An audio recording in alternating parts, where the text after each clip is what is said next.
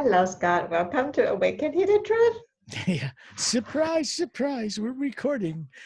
Hi, Perry. Hi, It's Scott. always, Before start the show, we should inform our audience that from now on we will have a show every week. yeah, Okay. we're going to do it every You're, week. I think Mhm. it's very constructive.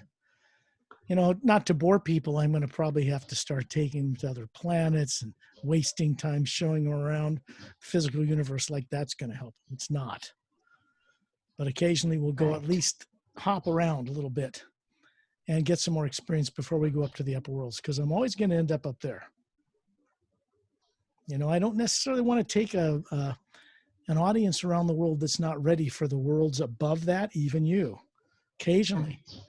But people have a hard enough time just understanding that they have an astral body. No, they even have a harder time understanding they're not a physical body. Correct. Even when I do these journeys, they can hear it and they think it's wonderful, but they don't really know. So it takes a little while to really know. And Starlight's getting fed up waiting for us to get going. So he's going to go over there and hang out comfortable on a new bed. He always goes on these journeys. I say that to you and people that listen, that this kitty over here, this Starlight, is an atmospherical energy being running a body just like us. We are not superior to him. And the thing is, he's telepathic. He knows it.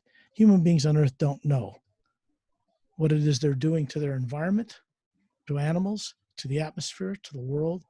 They're just living unconsciously. They don't remember who they are. And you can't blame them. You can in a way, in that way in history before this life, going back in the distant past, billions of years. We all had a hand in creating the way these lower dimensions work and the way planet is today, Earth. It's not a pretty sight, which means people have forgotten so much about their original place they came from and what their real purpose for existing is, why they're here, why they're running a human body, thinking they're a body when they aren't one and never have been a body. That's a big one for people to get. It's a big one. It's huge. To get across to a single other human being on this earth that they have never been a body, that's a real shocker to most people. They're told that they have a soul, but they're thinking of this body having a soul somewhere. They don't know what it looks like.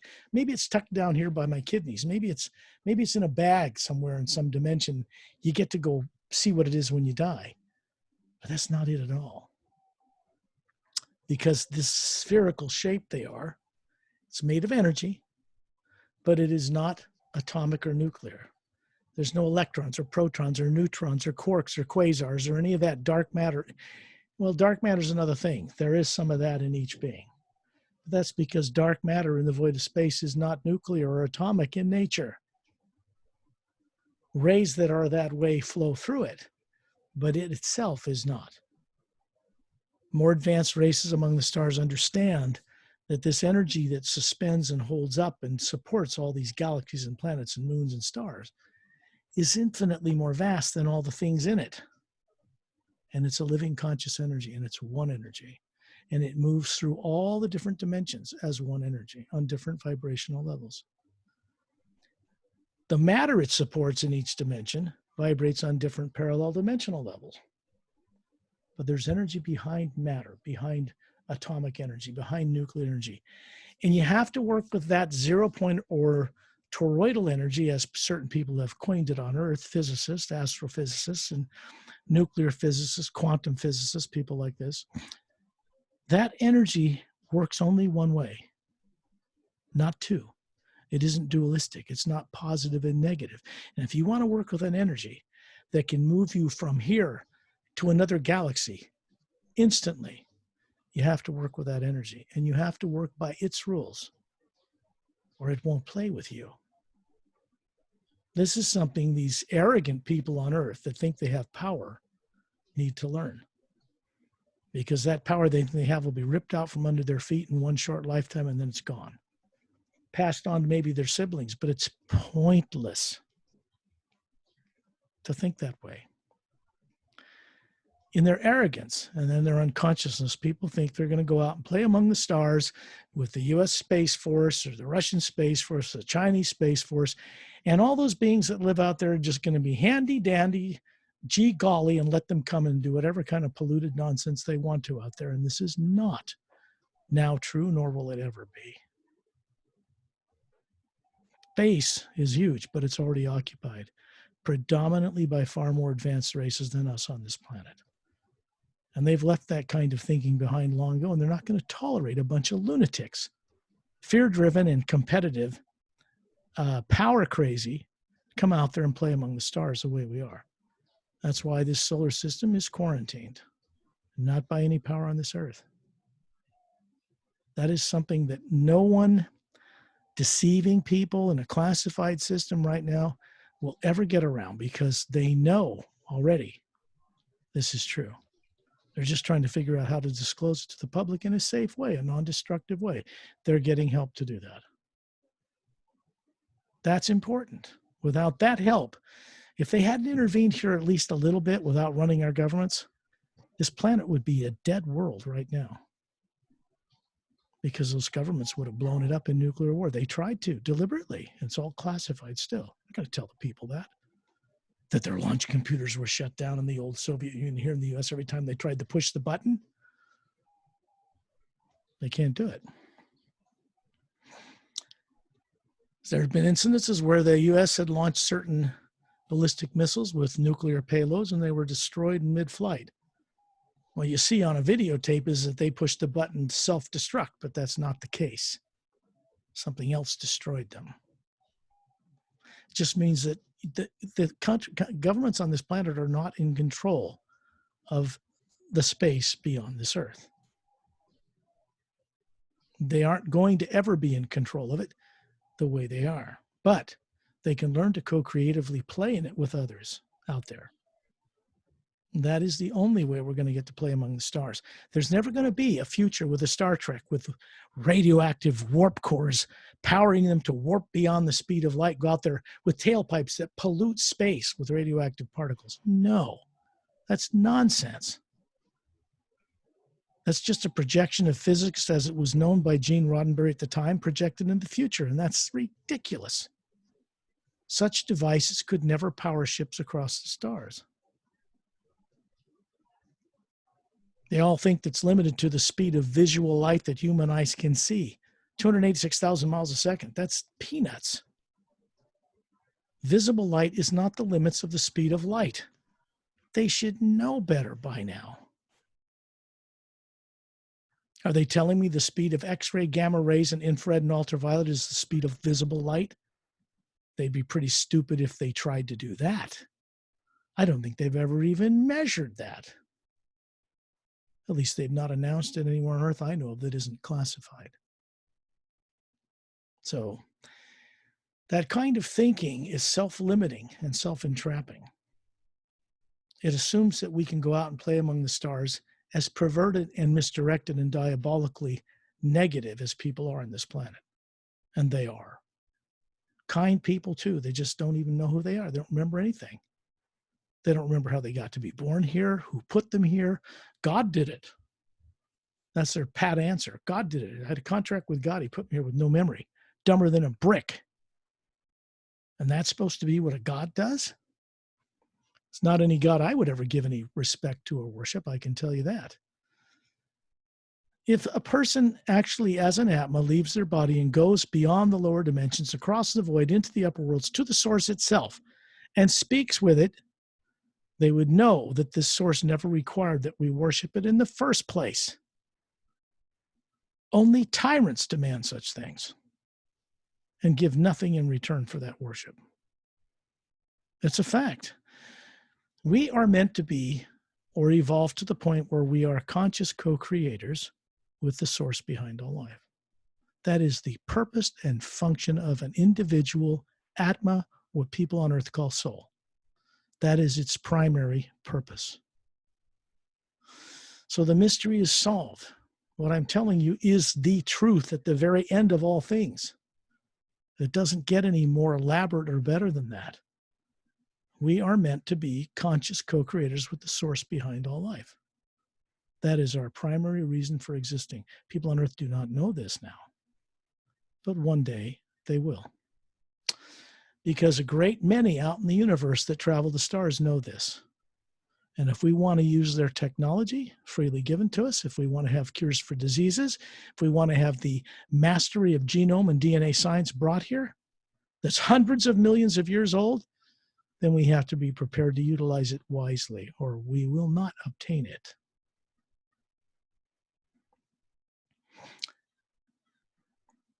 I would say things are coming to a head in the universe in this way. The old ways of doing things and supporting good and bad, what we call the failed experiment of evil and good, has produced a trap for the source behind all life itself in the lower dimensions of time and space. A stultified, stuck, unchangeable trap from the lower worlds. If you want to change the way the lower worlds are run and make them mirrors, really divine places of the upper worlds, beings have to return home from whence they once came and help co-create that up there in places where no negative nature exists.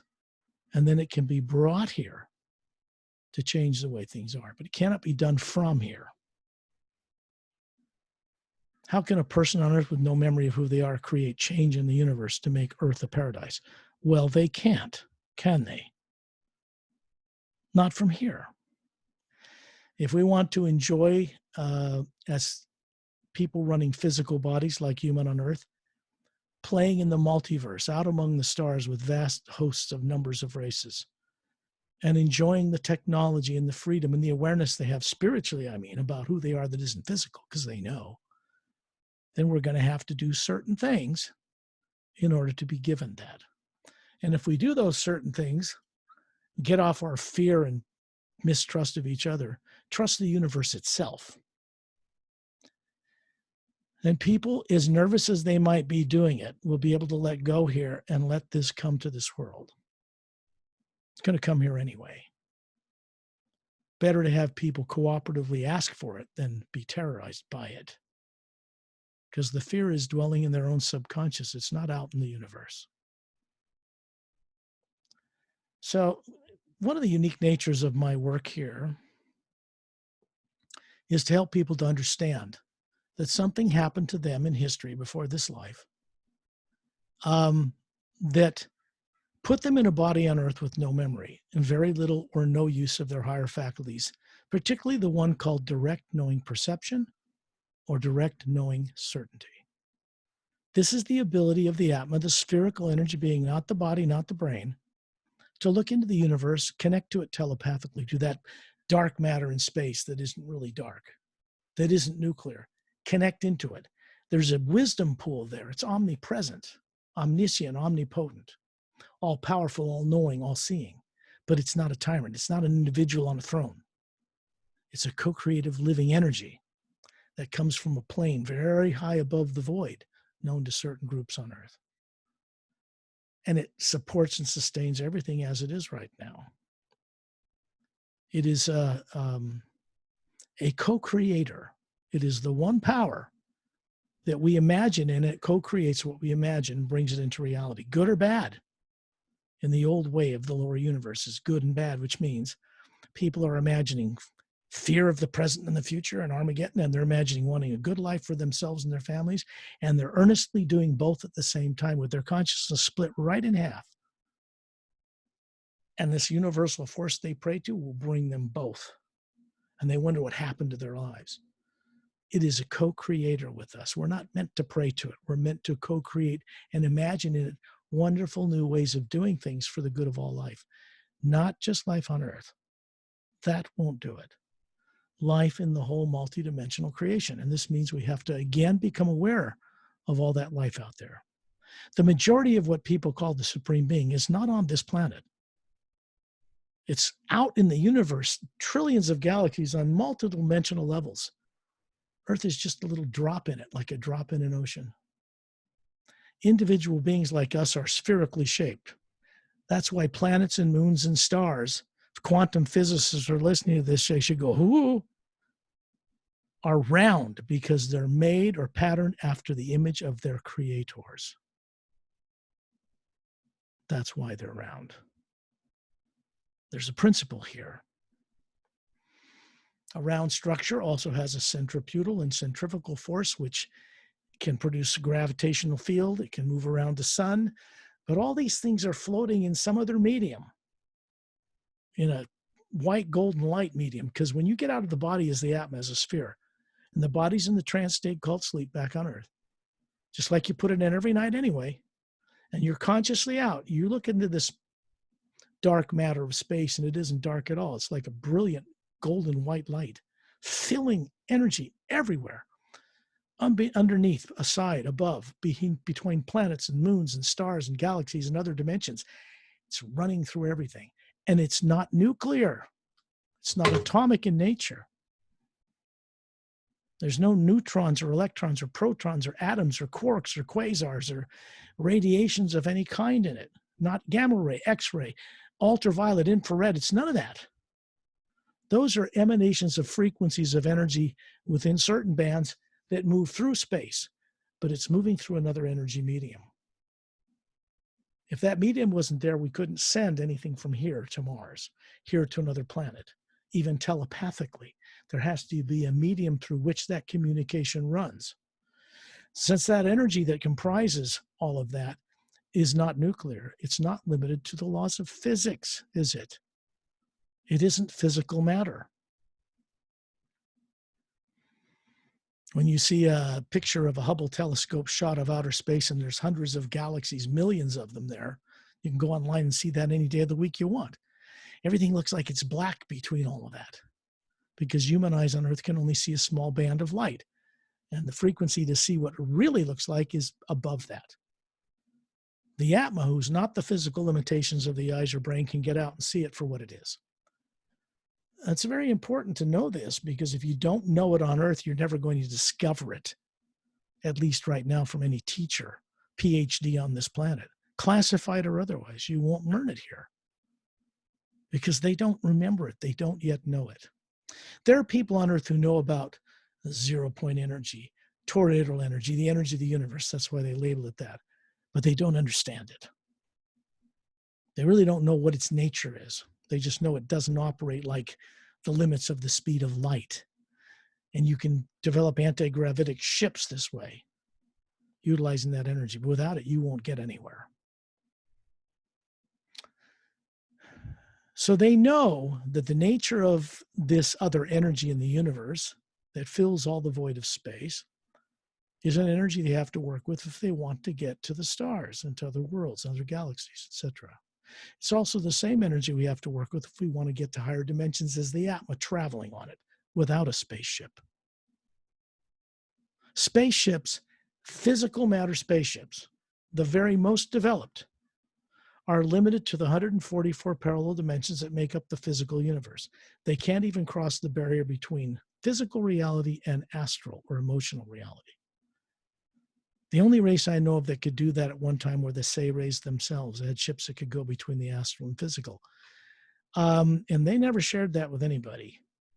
So they were responsible for seeding human, humanoid life, and other life, bipedal, and other kinds of races that became spacefaring billions of years ago in galactic history. They developed the DNA to get the body up to an evolutionary point where the Atma could run higher faculties of wisdom through a physical form. So it would have contact with physical matter because the body's made of the same matter as the planet it's walking around on. And that way an Atma could feel, see, taste, smell, hear things in that plane and learn things, maybe come up with new ways of doing things from all of many lives doing that. It originally started out with beings running bodies outside of them. They were not stuck in them. And over time, they eventually became a lot of different reasons for that, not just out in space amongst tyrant space races, which are very few, by the way. The predominant number of spacefaring races out there, human, humanoid, and others, are kind. They're not warring species. We could not compete with them in a battle because we would lose. They just neutralize the energy in the ships. They just shut off. No need for bloodshed. There are technologies out there that not only are so advanced that we couldn't fight them, but they're kind enough not to destroy us out of our own ignorance. They just simply stop the ships from working. Same way they shut down the launch computers in Russia and the United States during the Cold War to prevent us from blowing ourselves up. People on Earth need to grow up and take their place among the stars. Earth is ready to do that. Actually, the people in mass, 7 billion or so of them, aren't ready yet, but they can be prepared to be ready. And this is what real disclosure is all about. It's not just about governments telling people the truth safely. It's about people being able to understand what they're being told. That's the huge difference in all of this. So the most advanced quantum physicists on this earth today already understand there is an energy behind matter that does not follow the laws of physics. They don't understand it. They don't know exactly what it's there for. You could call it dark matter, the energy between planets and moons and suns and stars and dimensions, but they do know it's there. So they do know it has special something qualities about it they don't understand. So they call it the God particle, in reference to it being divine or from a higher power kind of thing. But it actually has a practical functioning characteristics. And when they're understood, people can apply them to craft that do not use nuclear power sources to generate steam or electricity or some other nonsense. You can't travel among the stars in such contraptions. And they're polluting. They're only destructive. You get them out of their little lead-lined containers and everybody dies. Those kinds of imbalanced isotopes that create all that radiation are man-made. They don't exist out there in nature unless you're in the middle of a sun. There's nuclear fusion going on all over the place, and that kind of thing. But nobody's supposed to walk around in human bodies on the sun anyway. I mean, if you're out of your body, I can move right through the center of the sun now at the other side. It won't harm me a bit as an Atma. As a physical body, it'd burn it to a crisp, millions and millions of miles away from it. So this is the difference. The things that are out in space floating there are maintained by beings. And they are beings that are not known on this earth, and most or many that I know of esoteric, spiritual, religious, metaphysical groups, very little is known about the mechanics of the creation. What I call silent mentors, because they've become mentors now. They weren't before. And they simply maintain the creation that we see. Galaxies turning on their axis, doorways between dimensions, and they're guarded. If not by the Galactic Alliance, by even more evolved beings. One of the things that happened that I shared through this work that's unique to it for Earth is the polar flips of this planet have been permanently ceased. About 8.5, going on 9 years ago now, but not by people on Earth. And not by the Galactic Alliance either, not by Turellian either. Ambassador Turellian of the Say race, the most evolved human race out there. It was done by beings who normally would not get involved in changing anything they support or maintain unless their own consciousness was changed too, to do this. So we've had these, what people call golden age to iron age on Earth for a very long time. Polar flips every 100,000 years, destruction of all life on the surface. People come and recolonize the planet under treaty, both tyrant and non-tyrant races and so forth. Planet Earth has been very unique in this regard because it's the only planet I know of that flips its poles. If you're on a world of humans out there evolving for hundreds of millions of years or more without polar flips, you can really advance. People on Earth have not been able to do this. It doesn't matter that people have not been able to do this on Earth. They are able to do it now. They just don't know it yet, that the poles aren't going to flip anymore. They're being maintained in a balance now, not by people in the classified community, not by spiritual adepts really, no, by beings that are in a separate category that normally have no reaction with us humans or master teachers or people who love all life. And then recently they have started to work with each other in a special location to end what we call the failed experiment of evil, not just on Earth, but in the lower dimensions of time and space, by replacing with something that actually motivates individual beings, not the bodies, but the beings running bodies, to only use the creative imagination for the uplifting benefit of all life. That's how you retire that old way of doing things. Something has to take its place. When I go into the first half of the word human, it's a round hole tone. It sets up a vibration inside the center of the brain. You can feel it vibrating there. And then it goes outward from the brain, the body, and it's really the Atma hovering above it that's hewing. And it's connected to the pineal gland, the center of the brain. It starts vibrating the brain, raising the energy, turning things on, generally beginning to erase negative emotion and imagination the person's put out in the universe for billions of years in lifetimes they don't even remember. And it's beginning to neutralize that and replace it with a greater wisdom. So when I go into the hue, this is what I'm doing telepathically. What do I mean by telepathically? I mean my mouth is working, but the being running this body you're looking at is already in the trance state called sleep.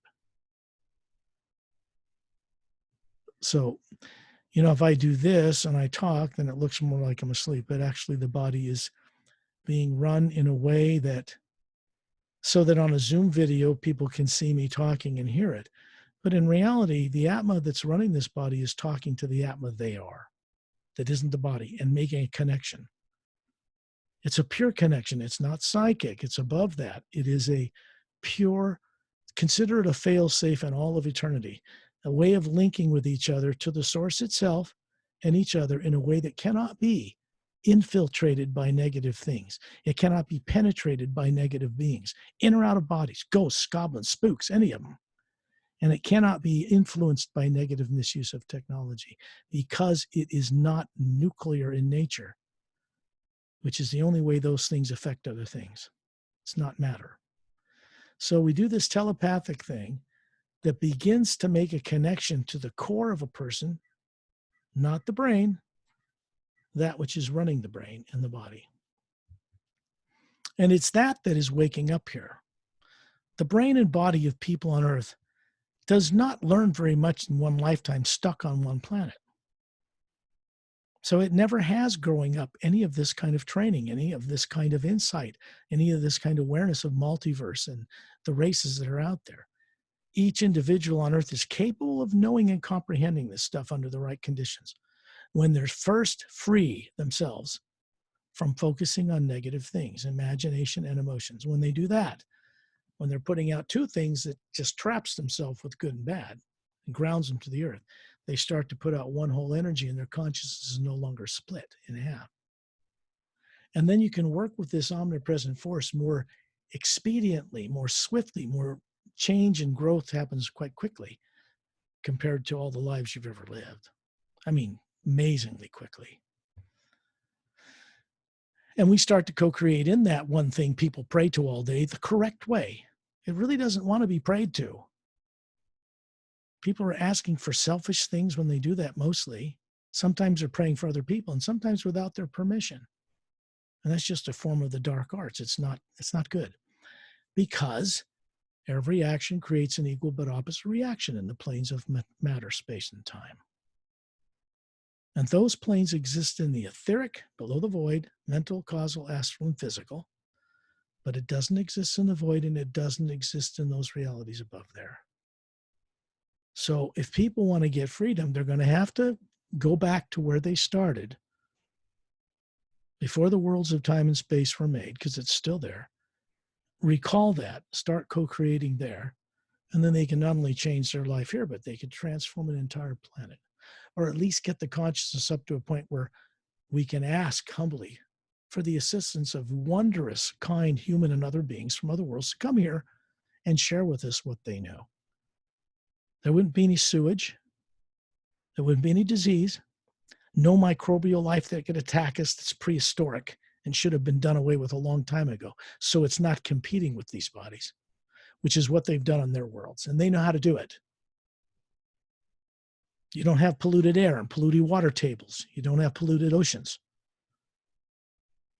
That's normal for vast numbers of worlds out in this galaxy. Not for Earth yet, but it could be. So when I speak on this radio show, I'm talking to you, the listeners, the classified people, presidents, governments, Putin, China. I don't care. Because underneath it all, behind it all, there's an energy moving through this solar system now that they cannot control, will never be able to control. And it's moving one way. And we're going to have to cooperate with it if we want to enjoy the fullness of life, live much longer, have the freedom to move in and out of the bodies like we should be, so the fear of death goes bye-bye forever. That's what I know to exist on more than 450 million spacefaring world systems in just half of our Milky Way galaxy alone. Now, how are we going to take our nonsense from Earth, countries that won't work together, and take it out in space and compete in a outer space warfare type mode and take that out among the stars of people who abandoned that, outlawed that behavior? Well, we're not. We're stuck in this solar system until we grow up. So I want to make that clear, because if I don't, who will? That's kind of my job. It's why I came to this planet. No, I'm not from here. Neither is anybody else who lives here. They just don't remember this fact. Human beings never evolved on this planet in the first place, in this form, in any race that's represented on this world. Asian bodies like the one you have, predominantly developed on a number of world systems out in the galaxy. So all the planets have Asian people. Caucasian, another area. Semitic, another. African American, another. They were all brought here and intermarried, and all this hodgepodge of not knowing who we are, throwing things together, almost like sport for tyrants to have fun with it, to see how crazy things could get if you threw different ways of respecting the source behind all life, what people call the supreme being, different religions, throw different races together and mix it up when they don't have any memory, and see how good they do with it. Well, they're not going to do good with it because they don't remember where they originated, or where these body forms originated, or who originated them, who developed them, so us, meaning you and me, the Atma, could run them. A body is run through the pineal gland in the center of the brain predominantly, and through the pituitary gland as well, but predominantly through the center of the brain. There's a gland through which the Atma controls the nervous system in the brain. And that Atma, or what people call soul, has to actually connect an energy to that body for it even to breathe, even to run, or it'll sit there, drool, and die. Brains and bodies do not run themselves.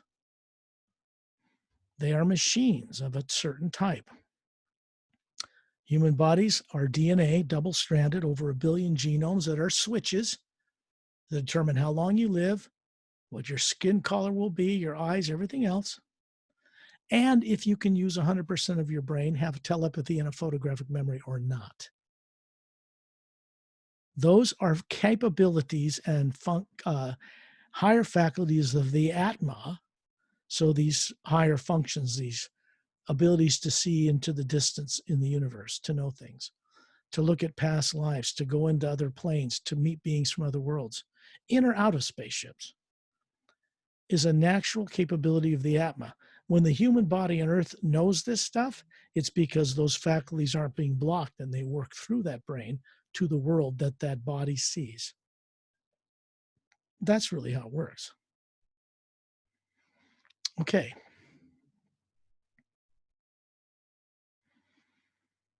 Someone contacted me today, or was it yesterday, who was a reverse hypnosis therapist, reverse regression, okay? And they were in some kind of conference on the internet, and some woman heard her say something about wanting to know more or something. And she mentioned my name. This person contacted me. So I wrote her back a long list of things that no one will have ever told her before. Yet she's sharp enough to pick up on them right away. And I want to share this with people, if I can, without giving away the name of the person. And I'll see if I can do this properly. Let's just go and take a quick look at, who was this anyway down here? Let's see. Yeah, let's not do that. because then I would give away the name. And I don't really think that's proper for me to do that because of private contact. But I shared with her some things about how parapsychology and psychology and psychiatrists work with what they think is the brain of the person in the skull. And they don't get anywhere. They prescribe emotionally suppressive drugs, usually to try to balance a person out, but they have addictive side effects, and they're not permanent fixes for anything. And most of them are PhDs, they're doctors with a psychiatry degree added on kind of thing. So they can prescribe all the drugs they want. But they're not addressing it properly because the mind of a person is not in the brain, in the body at all. They're never going to find answers that are permanently enlightening to help people, thinking that it's coming from the brain. You can have a chemical imbalance in the brain. Someone has one of those, they can be given a shot of vitamin B6 and snap out of schizophrenia, for instance. But the actual addressing of the problems that person has go beyond this one lifetime. Reverse hypnosis regression therapists know this.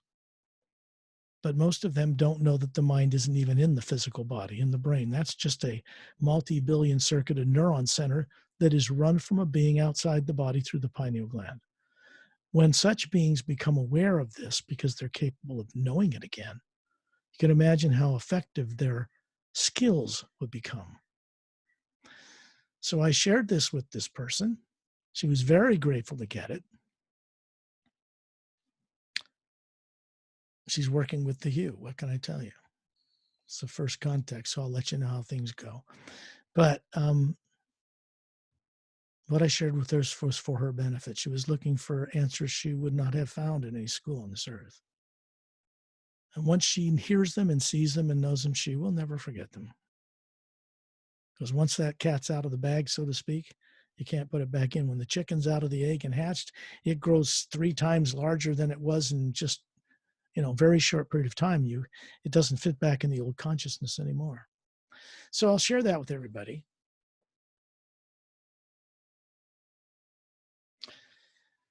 The work I do is not about me per se. It's not about putting me on a pedestal or making me special. Or I'm just another Atma like anybody else. I just happen to be aware that I'm not this body. I've recovered much of who I am that I was forced to forget. And coming to this earth to talk with the world leaders here 70 years ago. Not kidding. And that mission was interrupted. Now it's underway again, finally, because things have changed. In the Sayre's Agenda book, one of 2 that I've published so far, the other one's The Emerald Doorway, first book of the Parallel Time Trilogy. In the Emerald Doorway, there's a special technique section at the back that you know well about, Perry, and it has a technique in it for the prologue and one separate technique for each of the 29 chapters. Because in each chapter, a certain amount of deliberately hidden or suppressed truth is revealed. The technique is designed to help a person, depending on what they're going through at the time, to find a chapter that best resembles what they're trying to discover, and then work with it for a period of days, the technique, go into the Hue, start to see and know and remember things, and then begin to have experiences that take them the next step beyond faith and belief into direct knowing perception. The Atma, us, are meant to be conscious, confident, knowing co-creators with the source behind all life. This is our true nature. It's just been suppressed. In a history about Earth and a galactic history that people cannot recall on Earth, because to try it terrorizes them subconsciously. That's part of the trap. So we want to get people to stop putting their attention and energy on any negative emotion or imagination, because it will trap them. And that takes some effort on the part of people to learn what we're talking about here, because they're capable of understanding it and getting it as it surfaces in their awareness. And then to begin to stop agreeing with, stop giving energy to what you see on the internet, governments put out, what the news channels put out. Even though these things take place on Earth, you have to remember, The world as it is today is mixed up and backwards, as screwed up as it is, with leaders on earth who is just as much full of fear as anybody else. So they make incorrect decisions all the time. Fear is negative. It misdirects the correct decision away from what we should be doing. It's negative in nature. That's its result. So when an individual begins to become aware that they were never a human being originally, they aren't a human body, they never have been any body, and they are a spherical energy form that originally came to run bodies, to learn things, to help co-create new ways of doing things, their life changes quite dramatically and in relatively short time. So they have to first hear it somewhere, because then it starts to reach the core of their being, and the Atma, our real self, has always had the capability to master any form of negativity. Negative nature, negative emotion, negative imagination, negative technologies, destructive technologies, anything built to destroy. We have always had dominance over it. But beings on earth have been manipulated to be afraid of knowing this, to doubt it. If you tell a person their imagination is fantasy made up in their brain, and they believe it, they're going to trap themselves with that. Because imagination isn't created in the brain at all.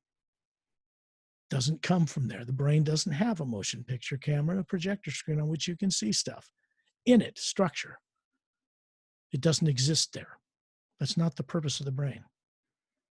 The being that sees things in their imagination is the being running the body, and that's spherical. Interesting. So if someone closes their eyes and imagines a beautiful woman standing by a waterfall in an exotic mountain paradise somewhere, and birds with long split tails and rainbow-colored bodies and two sets of wings like a dragonfly flying around singing like beautiful voices of men and women to them. They're seeing that somewhere in creation. It may not be on this earth. It might even not even be in this dimension. But they're not seeing it with their brain. What people call daydreaming, and you're sitting there with your eyes open looking at a blackboard, you're in a schoolroom. I give this example a lot. And you can see what the teacher's doing, but you're really not paying attention. You're looking out the window and you're thinking about being on skiing or going on a camping trip or being with your girlfriend or something else that interests you. The being seeing that somewhere else is the Atma running the body, not the brain. The eyes and the senses of the body are tuned into the classroom. But the being seeing the imagination while the eyes are seeing what's light coming into it from the surrounding, even when they see the parking lot outside, they're seeing something beyond all that. The brain and the eyes are not seeing that. It's very important for people to understand this so they can begin to remember who they are. That is not a physical body or a brain. It never has been one. That's how this begins. Do you have any questions, Perry? I think that's enough of that, and we're going to go on a journey. No, I don't have any questions, but I would like to tell the audience, get your book, go on journey, to have wonderful experience. Yeah. That is the Ceres agenda. That is the planet Saturn in our solar system. You see these big chunks of water, ice, some of them the size of buildings or bigger. Those are what make up the rings of Saturn. It's water. Scientists on Earth know this today. This is a galactic alliance, medium range, mile-long cylindrical spaceship with bridge controls on each end. Blue electromagnetic field, kind of a magnetic field around it, antigravitic field. These are modern Scout class vehicles with 3 semispheric pods on the bottom. And they enter the ship in the center of the hull by raising their molecular time rate of the materials that make up the craft. So it passes right through the atoms that make up the hull of the ship. There are no open launch doors in this ship. It's designed to go through interdimensional doorways to cover vast areas of space. And it's permanently stationed in the ice rings of Saturn. It is kind of a custodian that has quarantined our solar system to help people on Earth get to the point where they can be beings like this can come to this earth in large numbers and help change this place. They're motivated to do that, but we got to get a large number of people first awakened enough on earth to want it, to ask for it, because they are not tyrants. That is actually a scene of original art created, paid for, designed for this book. So it is actually a scene from the book.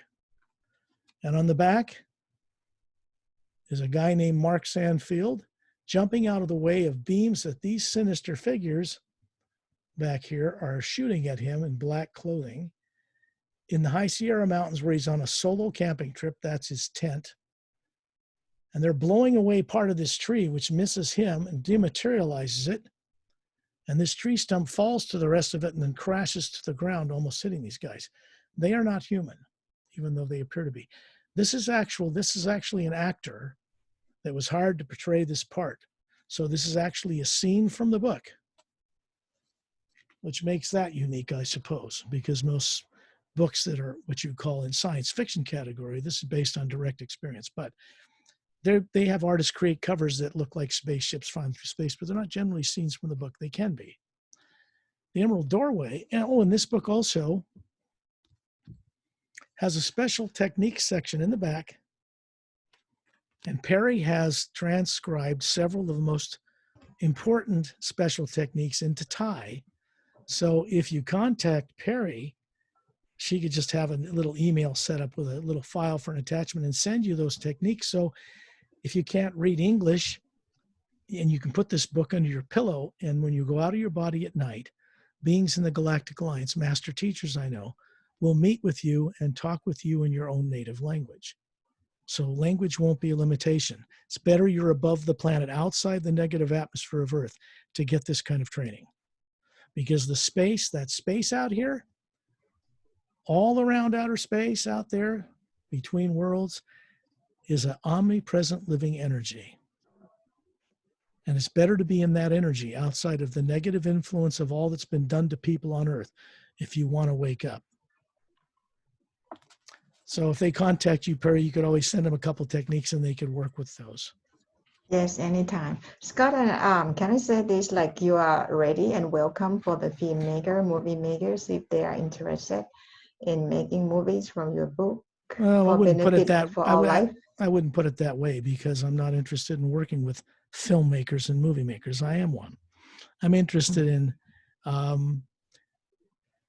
how do I put this? There's someone being prepared on this earth that's very well-to-do, who doesn't have an attachment to the illusion of money and power anymore. They're going to be contacting me because they're going to see this. Some people already have. But it's important because the first project I want to do is a short feature film called Parallel Time, the short movie. And it has an entity, a being named Etta, you know who he is, who's one of the characters in the Emerald Doorway book, which is this one. That is the first book of the Parallel Time trilogy. And what you're seeing on the cover right there is what soul, or the Atma, what people call this on other worlds, looks like. What we really look like has many layers of different colors of the light spectrum, from a white core to a golden white halo around it. This is what soul looks like. And it runs these things, bodies. This is Etta.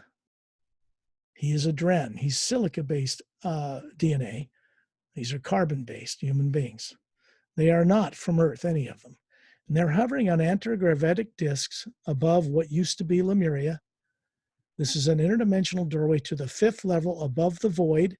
You'll find out what that is.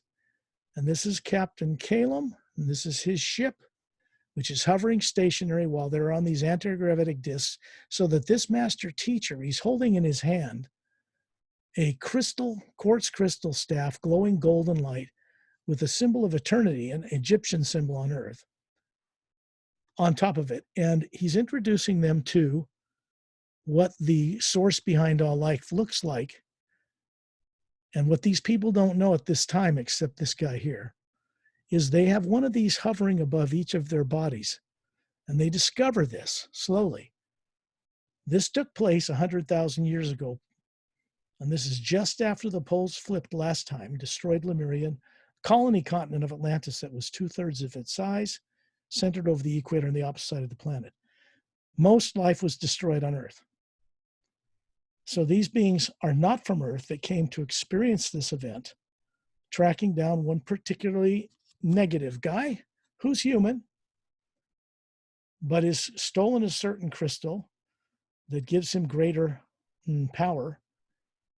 And you can see he's holding the earth in his hand. These are actual actors that were hired to portray these parts, including this beautiful blue-skinned woman with the black hair. She's Oceana. So you're going to find in this book that there are highly defined illustrations of key characters and scenes to help you through understanding what is revealed in it. And there's one particular I want to show you because he's very endearing, this little creature named Etta. If I can find, here he is, what he looks like. And here he is on the right, hovering above the ground with his tail glowing like crystal opal in bright sunlight, because this silica-based creature, 3 feet long, with dexterous hands and feet and thumbs and toes like a human, can walk on all fours or levitate and fly through the air. And he's an organic, a silica-based creature. He's from a planet called Oceana. He's telepathic. He has a photographic memory and vocal cords, just like a human, but he's not human. He's very kind, courageous to a fault, and you'll find out more about him through this adventure. Okay, so those are the books. For people that speak Thai and don't read English, you can obtain the books and put them under your pillow or under your bed, whatever. The main thing is that as you go to sleep at night, like masters, all of you know how to put the body to sleep every night. And it's a very complex process, actually. The spherical you makes the pineal gland secrete serotonin, make melatonin, which puts the body in automatic, keeps the lung working, heart working while you're gone. So there's nobody home. Nobody there, but it's running on automatic. So every night, people leave their body, but they don't, and they're probably terrified to remember without realizing that there's a subconscious fear keeping them from really recalling what they're doing when they come back to this body on Earth. Scott, one time you were trying to, you explain us, it's very clear to understand, like the Atma running the body, like you keep the car running, but then you go cooking in the kitchen, you know, that's how the Atma run the body, you know, at night when we sleep. So maybe people understand. Well, yeah, I think it'd be better, well, maybe this is better. You take the body, you imagine you want to go to the store to get potato chips, okay? I don't recommend eating them, but if you want some, you know. Until you imagine them first, you will not get that body up. Get in the car and turn the key and go to the store and get them and come back home. The car is your body. Think of the spherical part, getting in the car, turning on the key, making the body go somewhere and come back. If you don't do that, that body will not move anywhere. And it's not being run from the brain. The spherical you is connected to different points in the brain itself, different energy points, and it causes the brain to motivate the body to go do that. The brain is a multi-billion circuited thing that's very complex, has some memory capability, but it's generally designed to run the complex functions of the body, speaking, talking, coordination, eye movement, all these kinds of things. And on Earth, it's a very slow learner. You got to get a child up to 18 years old and they're considered a young adult, and then they don't do things right, and it's that kind of a planet. This is not how other planets are run. It's not how kids are raised there. They don't have governments that lie to them. It's not classified. Huge difference. And people on Earth are thinking they're going to go out in the stars with all their perversion and deception, dishonesty and money and power and go mix that up with those folks. Never going to happen. Not ever. Because they won't tolerate that. And they don't have to. They're not mean. but they can certainly neutralize a nuclear bomb or neutralize the power and even a reverse engineered anti-gravitic ship we might send out there if they want to. They've demonstrated this to certain highly classified people in no uncertain terms. So this disclosure is coming, and it's not the one they planned. That's already gone bye-bye because it's not going to be tolerated. I will say this again.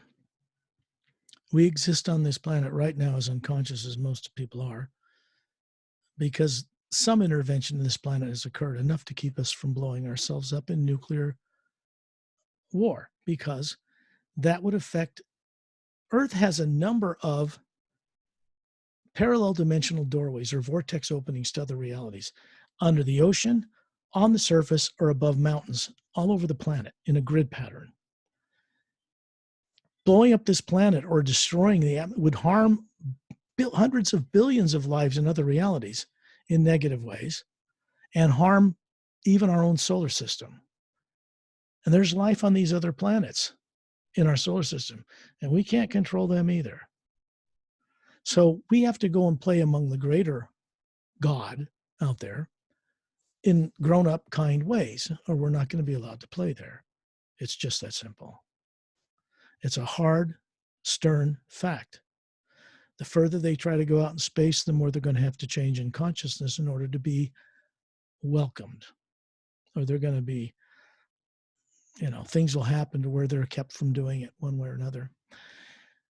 So it's not being done, quarantining our solar system to keep people suppressed here. It's being done to motivate people to tell the truth, to come clean, to have it done in a way where nobody will be lynched, nobody will be shot, put up against a wall.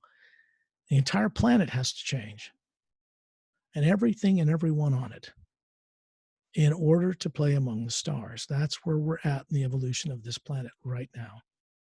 And it's heading into a new direction that wasn't in existence prior to about 8.5 years ago Earth time. Out there. Something's changed out there that makes it possible for this to happen. To have a transformation on a world scale that's unexpected, entirely unanticipated. Well, it's not the role of beings from other worlds to save everybody from growing old or dying of a disease the way people are continuing to create that nonsense collectively on this planet. It is their responsibility to help us recover true free will. That means that obviously people on Earth don't have true free will like they think they do. If a person on Earth cannot remember who they are that isn't a body, or how to move it around the multiverse, or what they knew before they were born here, or where they came from, or what their purpose for existing is, how can they say they have free will? How can you make wise decisions being so shut down? How can you make correct choices when you don't have the wisdom of eternity behind your back on this earth? So this earth is not like other worlds, but it is destined to be like them, fortunately for us. So I will say that. You want to go on a little journey? All right, what I do in these journeys, so people know, I usually have to repeat myself in different ways before these journeys begin, because what I've shared with you all before the journey is telepathic. It's me talking to you as Atmas, not your brain and your body. And it's making changes there, not me personally, but the one power, the one energy, this one hue, this one sound, first vibration behind all creation that supports everything, is doing what it will do with each person. It knows best what to do with them. I don't. It's not a negative energy. It's not a good being or a bad being. It's that which is behind and above and beyond all of that. And we all come from that source. So I begin this putting out the first half of the word human being, Hu, H-U, because it creates a whole round sound. It's the only reason it's H-U. I don't know what is in Thai or in Russian or Chinese. Some people in China are named Hu, H-U, but it doesn't mean the same thing to them. And they don't think to send it out as a sound either. But it does something. It opens a door in the pineal gland, the center of the brain, so that more of who you are can enlighten this body and brain and form that grew up on this planet not learning any of this at all. It helps bring this higher awareness of what you're capable of knowing as the Atma into this body, because it never got any of this growing up on this planet. And it has to be raised in vibration. Brain cells need to be turned on. We need to use 100% of our brain instead of the 6 to 10% people say we're using of a fully developed brain. That doesn't make any sense. We're telepathic as Atmas running bodies. We have photographic capability. That's in the Atma, not the brain. So it is the Atma faculties that have been shut down or suppressed in the spherical, different levels of that spherical form we are, that need to be turned on, because people have not exercised them in some cases, hundreds of millions of years or longer. And they've been incarnating in lifetimes, forgetting everything so many times it would make them, they'd probably have a heart attack if they saw it all at once. I'm not saying that, but it would be too much for them to handle, because their brain and body on earth have not been prepared to accept such wisdom, such larger view of creation. What is divine love? It isn't worshiping a supreme being or praying to spirit to give you whatever you want. It is, in fact, in its highest usage, respect for all life, respect for other races, respect for alien races, races in other dimensions, master teachers, animals, plants, trees, water, sky, moon, stars, suns, everything. We are meant to have this natural childlike wonder and respect for all life. And to do that, we have to know what that life is that exists beyond Earth, don't we? To embrace a larger God, so to speak.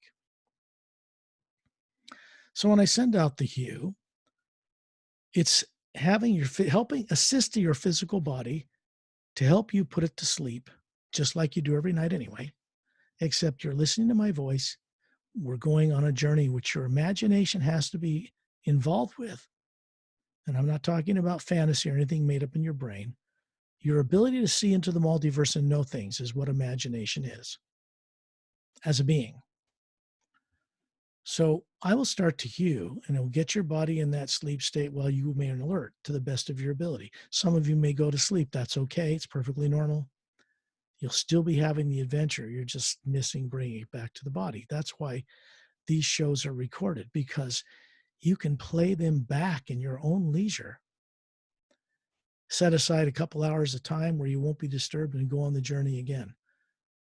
That's the beauty of it, because you're going to get a lot more the second time around. You didn't even know was there the first time or couldn't retain in memory. Then I'll send out the you in higher tones, because you have bodies you're running as an individual spherical being in more than just Earth. You have one on the astral plane, next major dimensions up. One in the causal, one in the mental, one in the etheric. 5 that you're running all at one time simultaneously on different vibratory levels. The matter that makes up those bodies is of a finer and higher time rate, molecular time rate. Just because you've been forced to forget all this doesn't mean somewhere within you it's there to be awakened, to be remembered, to be recalled. And I'll do this until it takes it up through the planes, past the void, which is a barrier between the upper realities where it's pure positive. There is no negative nature, no good or bad. And it goes through the lower planes where the current is split into 2 currents that are supposed to be harmonized, positive and negative. There's a third energy that must be wrapped around them to create form in the lower dimensions of time and space without creating karma, without creating cause and effect. So we want to work with that energy. It's a telepathic medium, which is a pure form of communication that cannot and does not involve any negative nature whatsoever, neither emotions or imagination. If you want to work with the source behind all life and get freedom in the multiverse, then we have to cooperate and co-create with this one energy. So I'll begin these tones so that all the forms you're running on the different planes go to sleep at the same time, wherever they are. or sit down on a purple beach, or lay down in tall grass, close their eyes, and then those bodies are safe. They're put on automatic, and then that one spherical being withdraws from all of them, and we go on this journey across the void into the upper worlds. Why? Because when we're in an energy field that has no negative nature, there is no fatigue, no tiredness. The being can co-create with vast numbers of other people new ways of doing things to actually change the way the lower dimensions of time and space are run. Bitching about evil will not change it ever. We're not capable of changing things from the physical body in this universe. We have to operate as the true being from a higher perspective, make change there, and then bring it here. I'll begin those tones now.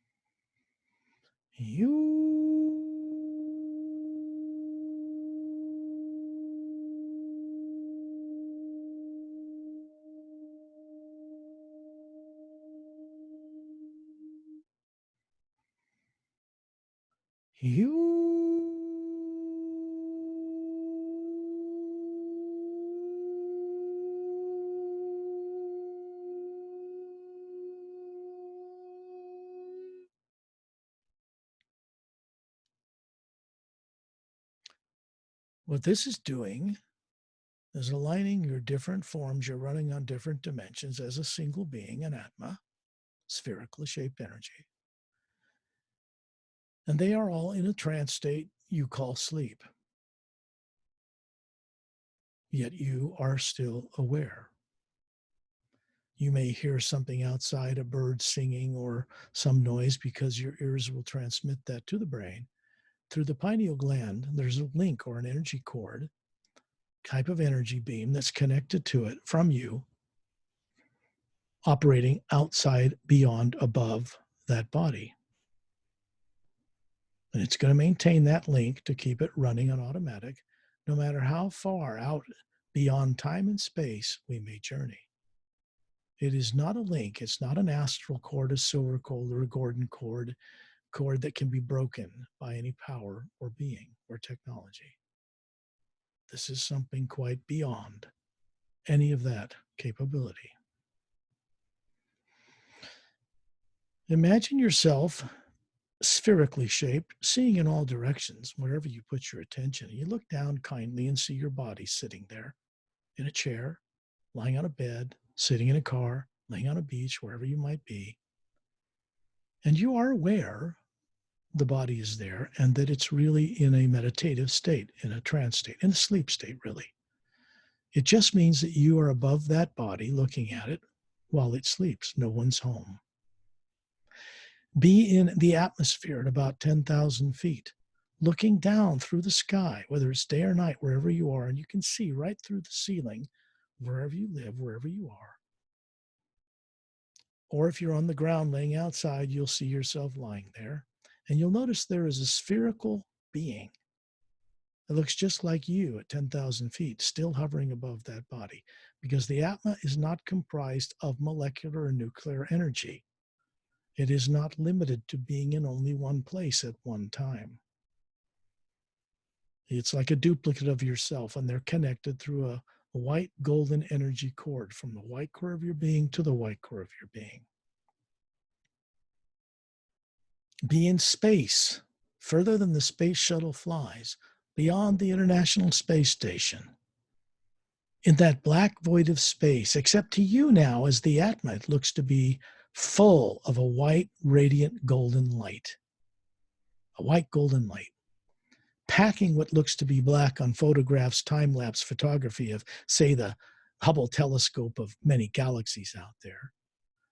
And you notice in those pictures, everything looks black in the background, but that's only to human eyes looking at it from Earth, because human eyes can only see a small spectrum or frequency of light. The energy that packs the void of space, what some people call dark matter, is really 0-point or toroidal energy, the energy of creation. And that energy does not observe or follow the laws of physics because it's not nuclear in nature. It is energy, but it's not known on Earth really yet what it is or how to work with it. But it is known well on many other world systems. Anti-gravitic ships are not new. They're billions of years old out there. Some people on Earth have reverse engineered the use of anti-gravity and all that, but they're very limited in the extent or distance they can journey because of how we are on this planet. So you see, you're out in space, and you'll notice that I am there, Perry is there, others who are listening to the show are there, in a circle around my friend Ambassador Turelian. Turelian is the most advanced representative of human race that ever existed, billions of years old. And in the time they had physical bodies, his body was 18 feet tall, and he's showing it to you now, standing in the middle of a circle around which we are hovering in space. Above the planet, you can see the polar ice caps. You can see the barren moon with all the meteor craters on it. It does not turn on its axis as it moves around our planet. And the sun off in the distance, and billions of stars brightly lit above, below, and all around us out into the galaxy. And you can see them clearly, even though the energy behind them is a bright golden white light. It has a sound like that, running like thunder through creation. But it's not frightening. It's not shocking. It's gentle, pervasive, continuous. So that energy makes a sound that the Atma can hear. And the Atma, you, the real you, can see it. Turelian is showing you his 18-foot tall body, but if you look behind that body, you'll see a spherical Atma, a little brighter than us, but it looks just like we do. And then you see a body that looks just like yours, perfectly like yours, but it's a perfect body, about 36 years old, standing in the void of space with you, the real you, running it, and they're both you. It's an energy projection. You don't need to breathe oxygen here. There isn't any. and you don't feel heat or cold or the radiation from the sun. And now Turellian is showing you what his race looked like before they immortalized that body form. More than 500,000 years ago, I think about 1 billion years ago. They have 8-stranded DNA. They're very advanced. They're not like humans on Earth, but we get our DNA for these bodies from them originally. They were genetic scientists. They explored what's called the astral and physical worlds and seeded life on many galaxies and many world systems and brought them up to spacefaring capability and then disappeared to see what people would do with it. Not long ago, they recently returned to announce they had gone through a consciousness change that makes it possible now, for the first time, to bring about an unexpected transformation on a planet as backwardly misdirected as Earth people are. So you see this form. He has slightly curly, long blonde hair, big blue eyes, about 36-ish, 18 feet tall, kind of a tunic like a Greek god on, standing there with 2 thumbs up in space. And you can see a golden white light around his thumbs. He's putting out a consistent energy field so people on this journey can have the time they need to get accustomed to creating with their imagination this same energy field for themselves. It's kind of like a kind support.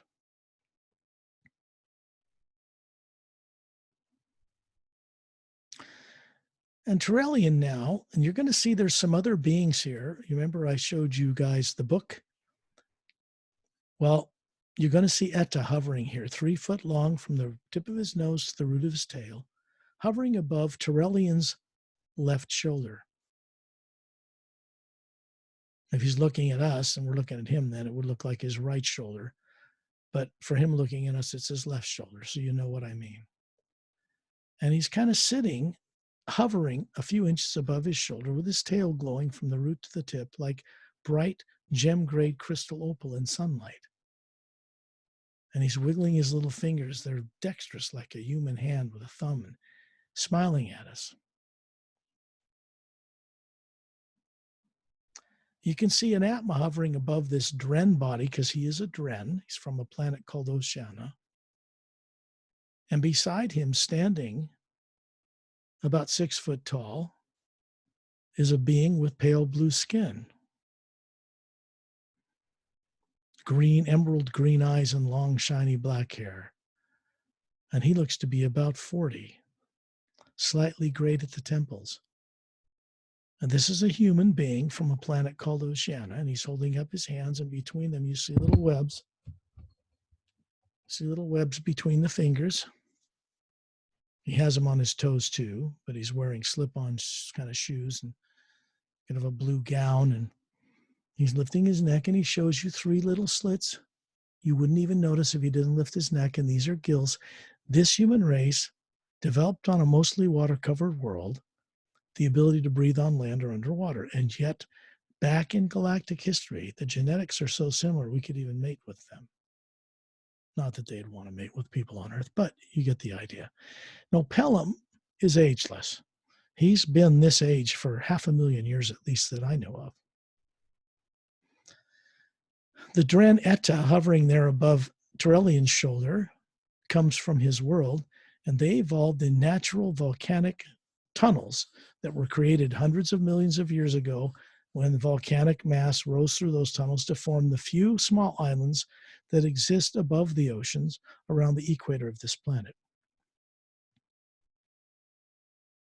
Their systems inside those huge volcanic caverns are self-contained ecosystems with phosphorescent soil and algae, and they're self-luminous and produce oxygen, take out carbon dioxide. The Drens have had a symbiotic relationship with the Oceanan, the best crystalline-based scientists in the universe, for 500,000 years. And they are master teachers. That means they teach people where we're headed in what's called the Hugh Expansion Ray Academy. Before we go there, however, Turellian is pointing off into the universe, and you look into the stars of space beyond Earth, into the background, And then you start to feel like you're moving at the speed of light. All of us as a group. Stars are flying back past us on each side until we come to a sudden stop. And you're looking at the planet Saturn in our solar system. And you can see the rings that circle this big gas giant. And you can see we're close enough to them looking down from above, like what's on the front cover of the Ceres Agenda book. Ice rings that comprise this relatively thin layer that make up the rings that circle the planet Saturn. And you can see this mile-long cylindrical ship, blue-gray metal with a blue luminous light around it, a gravitational field, and windows in the front bridge, curved front end, and there's another duplicate of that bridge control room on the other end of the ship. It's a mile long. And you can see a dozen of these 30-foot wide circular disc-shaped craft with a blue light around them with 3 semi-spheric pods underneath, moving in towards, one at a time, the central hull of the ship. And as they approach it, you see them start to become transparent, and they pass right through the metallic hull of the ship. And we go with one, and you can see inside a huge hangar bay. And as the ship comes past the hull inside, it lowers its molecular time rate, becomes solid again, and lands next to others. There is a conveyor belt running down the middle of this long football field-sized hangar bay. There's a triangular doorway opening on one end, and this escalator, well, it's more like a conveyor belt, runs to another triangular opening on the other end. You can see some beings riding on it, gravitationally grounded to it, talking, moving at quite a good clip, and until they come to a triangular opening on the far left side. They step off the conveyor belt and walk into the opening and disappear down a golden lit triangular hallway. Now we're out in space looking at this ship again. This is to give you an idea of how the technology works in what's called the Galactic Interdimensional Alliance of Free Worlds. And it is an organization comprised of 5,000 members, which represent more than 450 million spacefaring races. It is located on a planet nearer to the galactic core of the Milky Way galaxy. It is not known to people in the UFO and disclosure communities as far as it's too far away, but we're seeing it right now. That mile-long ship comes from that organization. This is a technology quite beyond tyrant races out among the stars. These days, if any of them attacked one of these ships, they would simply neutralize the power aboard an alien vessel and basically keep them that way till they decided to turn around. It's a way of policing such things these days. And so this ship is stationed in the ice rings of Saturn in our solar system to help maintain, and ships patrol this solar system now, not from Earth, to prevent tyrants from returning here, because they have all been removed from bases in our country and in other places in the world and sent home, but not by our classified community.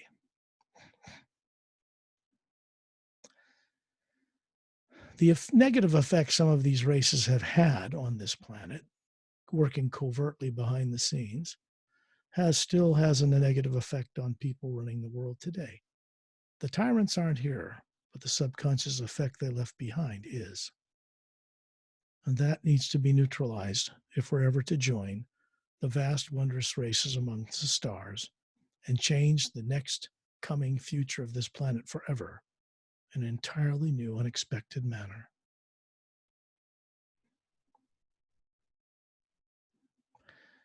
And then we find ourselves, all of us, in a line, standing on this conveyor belt, moving down this long soccer field-sized, football field-sized hangar bay, curved inside like a long oval with half semi-spherical domed lights on the ceiling in number of rows that brighten the light in this hangar bay like bright sunlight in daylight. And as we approach this triangular opening, we simply step off and walk down this corridor, one after the other, all of us, Turelian is not with us here, but you can see the spherical Atma is moving through the triangular opening. His body form wouldn't fit there. You're going to see us come out of another triangular opening to a vast chamber that looks out through the left side of these horizontal oval observation windows, 3 feet high, 6 feet long, that circle the entire upper circumference of this ship. And we can see blue glass top tables and egg-shaped chairs with blue cushions, and personnel from this ship standing around, several hundred of them, to greet us. And all of you take this body, this energy form that looks just like you, about 36. The Atma's hovering behind it, the real you, and you move it up and you look out at the wonder of all these levels of ice rings, at the moons that circle Saturn and this big gas giant, and all the stars in space beyond it.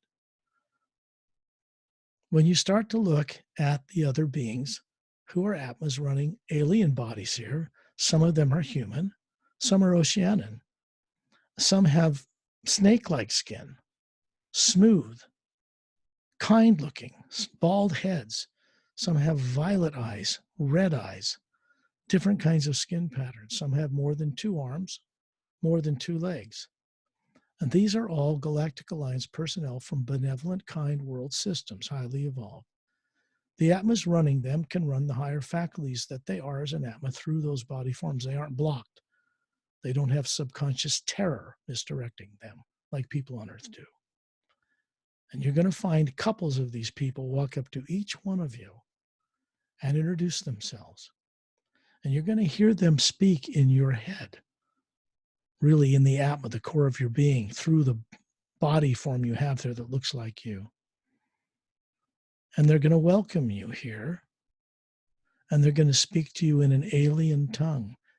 But as the Atma here, you can understand it as if they're speaking your native language on Earth. All you have to do is be respectful of these fellow beings because they already respect you.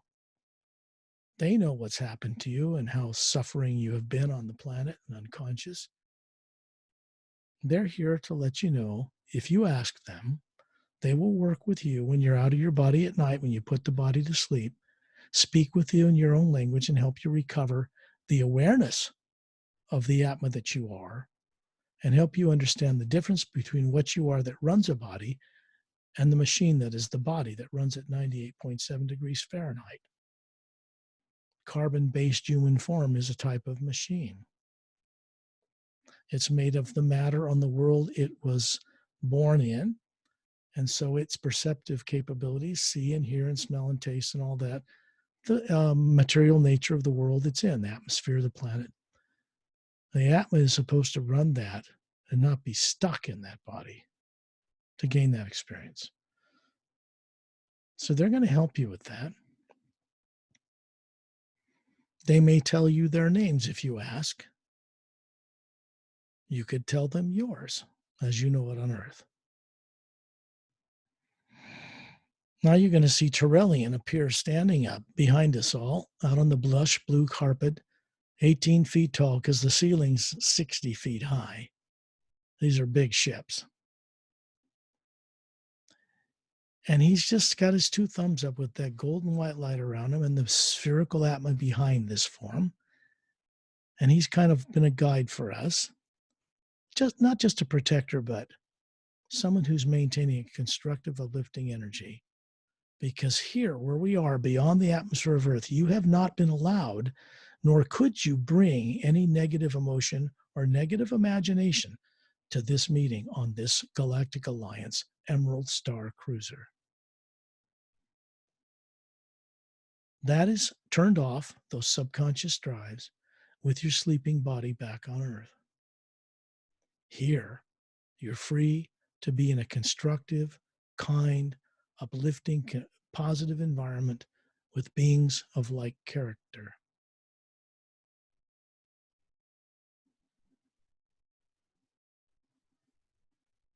You look down and find your bare feet are feeling the plush blue carpet under them, and it's soothing. You can feel a blue energy moving from the carpets like a charge up your legs, up your head, out the top of your head, and into the white core of the being hovering above it.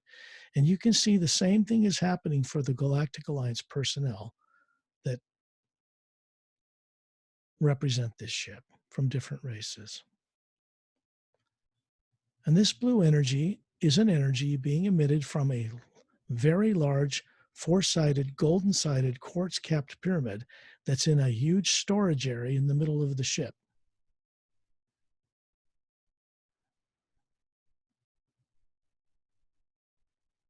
The next thing you know, all of us are in a circle around Turelion, far beyond this ship, and we are in what's called the asteroid belt between Mars and Jupiter that circles in the orbit of a planet.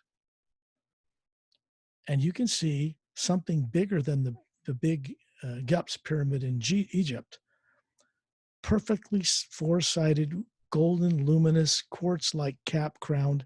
It's many stories high, and it's hovering stationary in space between two stationary asteroids.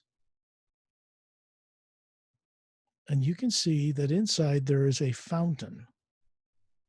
And when you look back through space and time from here is the Atma, through the hue that connects us through it, you can see the same fountain exists in the pyramid aboard that Galactic Alliance Emerald Star cruiser. It's 15 feet wide. It's on the center of the floor inside the pyramid on a blue marble-like luminous floor. And you can see a white alabaster type stone with scalloped edges. And standing in the middle of it on a square pedestal is the statue of a being with bronzed skin, bald head, about 36, 2 gold bracelets on each of his upper arms, his hands at his side with his palms out facing forward, and from them is pouring this radiant gold-white light, filling this bowl. It's pouring over the sides in an even glistening sheet. It looks like water, but it's light. And you could drink it directly if you want. It would fill up this body you have and go into the white core of your being. And you can do that if you want. It'll just send a ray of it into you. These two pyramids in our solar system, from the ship to the one in the astrofield, are connected. And then when you look back on Earth from where we are, near this big pyramid between two stationary asteroids, you can see all the way down on Earth from here that there are 3 stationed on the planet Earth now. 2 in the bottom of Earth's deepest oceans, and 1 in the Atlantic, 1 in the Pacific, and 1 inside a hollowed out area of a mountain in the Himalaya. Same fountains are there. You can see a white golden shaft of light, a beam, connecting these together like a grid. And then we're going to get above the Milky Way galaxy. All of us are still around Turelion, and you're looking down on the Milky Way galaxy from way up in the black void of space. Only out here, it looks like a white golden light everywhere. And you look down on the galaxy, and you can see from here that these pyramids are now stationed between all the stars in the Milky Way galaxy. And they're connected like a golden white grid. And they're turned on. They provide the base energy to change the way the lower worlds of time and space are run. They provide the base energy that motivates beings, even on Earth at some point, to only create with their imagination that which will be of an uplifting benefit to all life, including all the life we're meeting on this journey.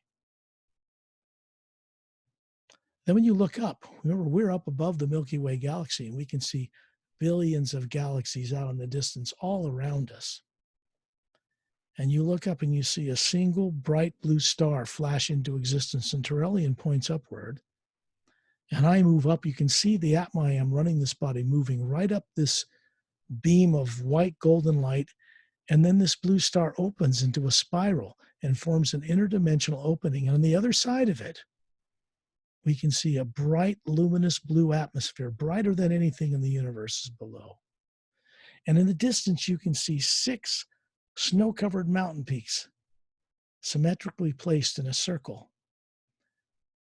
up above a very large circular landmass with a white, glowing white beach around its entire circumference. There are no moons, no suns, no planets, no stars, no galaxies here. It is a luminous, living blue energy that supports this one floating landmass in this reality. And then you're going to see all of you move up around Turallion through this opening, go to the other side, hover above the mountain peaks and look down. And then you see this vortex close. Now we are now in a reality that is beyond the physical, astral, causal, mental, etheric, beyond the void that separates as a barrier between the lower worlds and the higher realities. And we are above. Remember that statue with the bronze man with the muscular, bare-chested, the white tunic dress down to his ankles that makes up the statue in these fountains? Well, there's a man standing by another fountain just like it. When you look down through this 6 mountain peaks, you can see a dimension just below here. And a man is waving up at us. He can see us up there. And this is in the 5th plane, the plane of the Atma, just above the void, known to certain Buddhist monks and some other esoteric groups on Earth. And he is pointing to a statue of himself in a fountain coming out of a 100-foot wide white marble floor with a concentric circles of botanical gardens. And in the distance, a long snow-covered mountain range and a palatial estate, which is where this guy administers this plane. And he waves and then he disappears. And you're looking down now on 6 mountain peaks. And when you look out, straight out around you in a circle, you can see this huge landmass in a circle, a white, glowing, luminous, sandy beach completely encompassing the circumference of it. And off to the left of the western mountain on a lower plateau, a blue glass administration tower, transparent, coming up 50, 100 stories. And it comes smooth out of a base of a white marble circular floor. And there are white roadways extending in every direction from the edge of the circumference of this white marble floor that go out to the white beach in every direction, completely surrounding this landmass. When they go in towards the mountains, they go through pure oval-shaped tunnels. And you can see right through the mountains into the hollowed interior of this floating landmass. And you can see there is a shaft of white golden light roaring up to down the center of it. And when you look up above into the blue atmosphere above this landmass, you see it continues out of sight upward. You look at the blue glass administration tower, it rises up 2/3, and then there's a flattened spherical area and up to a minaret point. And you can see a fountain in that too, on a white marble floor. It's huge inside. And we find ourselves inside this blue glass administration facility. And the fountain here does not have a statue of this being named Satnam in it, like that's in the plane just below here.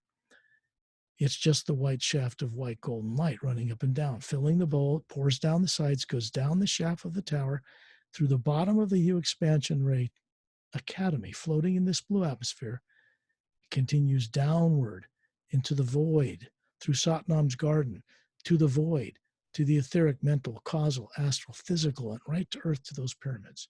Through the one in between the two asteroids in the asteroid field between Mars and Jupiter, to the one in the Emerald Star Cruiser, to the ones between stars in space. And you're seeing all this from up here, where you're capable of doing it while you remain in the Hue Expansion Ray Academy.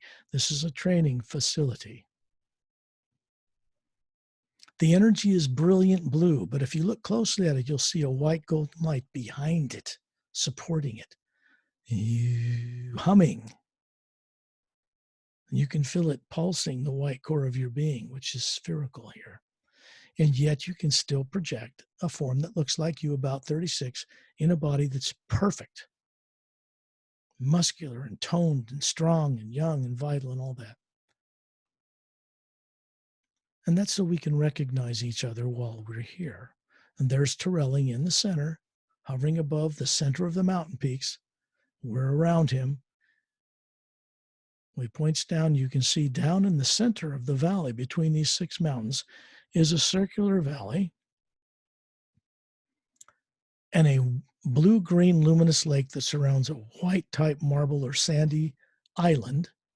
And there is something on a pedestal, a sphere, that's cobalt blue, transparent, hovering above maybe a 4-foot high rectangular pedestal made of a blue, like lapis lazuli stone with gold laced through it. And there's a radiant blue cobalt star in the center of it.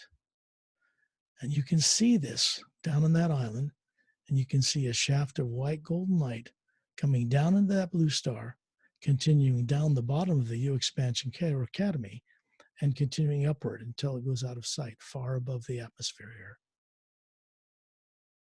Now we're going to go to the northern, if you look at down on this whole landmass, you can see that these white roadways that go out to the beach have a little right and left turns down them, several dozen, and there are clearings with domed and triangular and pyramid buildings, crystalline structures that are teaching facilities.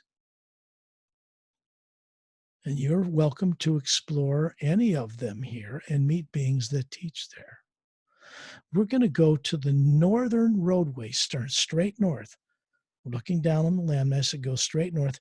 We're going to follow it until we see the northern beach. And then you're going to look down and find your bare toes wiggling in this luminous white radiant sand. And you can see the rest of us in a circle curving around that beach. The white roadway behind us. Turelian is out in what would be ocean water, except it's not water here. It's a little darker blue energy that looks like water crashing ashore. And he's standing up to his knees in it with his 2 thumbs up, giving us encouragement. This white energy moves up your legs with a sound. You can smell the most beautiful flowers.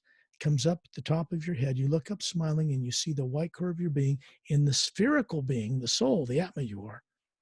It enters that, brightens it, and then goes out through the entire layers of multicolored layers from a white core to a yellow core with little teardrop shapes in each one, certain level of them, which are higher faculties of being, and out to an orange core, red, green, blue, kind of a lavender and violet and a golden exterior. That's each one of us. And the white golden light that surrounds this sphere brightens a little bit brighter. Now, this has to do with what can be imparted to you in the Hue Expansionary Academy, because there is no negative nature here whatsoever. This is not a reality of time and space. No being here feels fatigue or gets tired or needs to sleep. There are no suns, no moons, no stars, no galaxies here. Just this vast parallel dimension between the 5th realm of Satnam and the 6th realm. There are many higher realities above here. And this energy imparts to you the ability to remember what you are as the white core of your being, the true you. The one that was at the beginning in the core of what you would call the Supreme Being, or what the most advanced extraterrestrials call Prime Creator, the Source.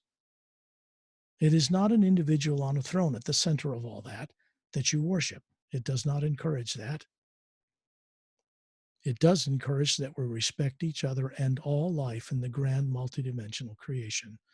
This is the kind of awareness you regain, recover, recall, going on these journeys. We're going to move out north, out into this blue radiant atmosphere until we look behind us and we see the entire huge floating landmass dwindle to a speck and vanish. We are now in the omnipresent one energy that exists in this specially created parallel dimension between the 5th and 6th realms, full of vibrant, eternal, living, conscious energy. And when you look at it, you see a white golden light behind it. Then you look in the core of your own being and you see that it's the same. We all come from a much higher reality than this. And we resided in this Atma plane, or Satnam is, and in higher planes before we ever stepped into the lower worlds, before we stepped into the worlds before they were created, the worlds of time and space, the Atma is not made of nuclear energy. It is not time and space. It is energy, but it has no time and space associated with it. So we were all at the beginning before the lower dimensions of time and space, the traps on earth, and the unconsciousness ever manifested. And we are responsible for the condition of those lower dimensions. If we want to change them for the better, we need to be in a place like this to work with countless others who live and reside and have bodies in those dimensions, who are aware. Some of them teach here. This is where we co-create to change the way the lower worlds work. If you want to have a uplifting transformation to planet Earth, it must first be created here and then brought back down through the planes to that planet. Be aware of this.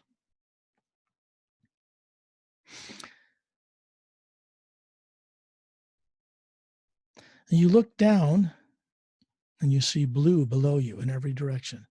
Then you look into the distance and see this U Expansion Ray Academy landmass moving towards us until we're once again hovering over the mountains. And it's massive out in the distance in a circle.